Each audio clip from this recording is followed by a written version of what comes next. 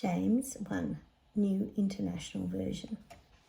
James, a servant of God of the Lord Jesus Christ, to the 12 tribes scattered among the nations. Greetings. Consider it pure joy, my brothers and sisters, whenever you face trials of many kinds, because you know that the testing of your faith produces perseverance. Let perseverance finish its work so that you may be mature and complete, not lacking anything.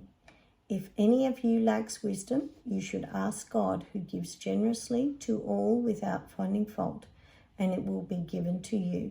But when you ask, you must believe and not doubt, because the one who doubts is like a wave of the sea, blown and tossed by the wind. That person should not expect to receive anything from the Lord. Such a person is double-minded and unstable in all they do. Believers in humble circumstances ought to take pride in their high position, but the rich should take pride in their humiliation, since they will pass away like a wild flower. For the sun rises with scorching heat and withers the plant.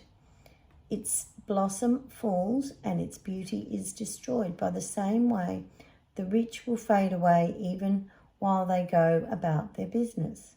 Blessed is the one who perseveres under trial, because, having stood the test, that person will receive the crown of life that the Lord has promised to all who love him. When tempted, no one should say, God is tempting me, for God cannot be tempted by evil, nor does he tempt anyone. But each person is tempted when they are dragged away by their own evil desire and enticed. Then after desire has conceived, it gives birth to sin, and sin, when it is full grown, gives birth to death. Don't be deceived, my dear brothers and sisters. Every good and perfect gift is from above, coming down from the Father of the heavenly lights, who does not change like shifting shadows. He chose to give us birth through the word of truth, that we might be a kind of first fruits of all he created. My dear brothers and sisters, take note of this. Everyone should be quick to listen, slow to speak, and slow to become angry, because human anger does not produce the righteousness that God desires. Therefore, get rid of all moral filth and the evil that is so prevalent, and humbly accept the word planted in you, which can save you. Do not merely listen to the word and so deceive yourselves. Do what it says. Anyone who listens to the word but does not do what it says is like someone who looks at his face in the mirror, and after looking at himself goes away and immediately forgets what he looks like.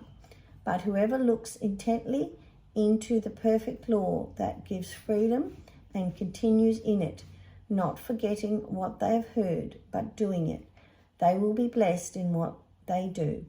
Those who consider themselves righteous and yet do not keep a tight rein on their tongues deceive themselves, and their religion is worthless.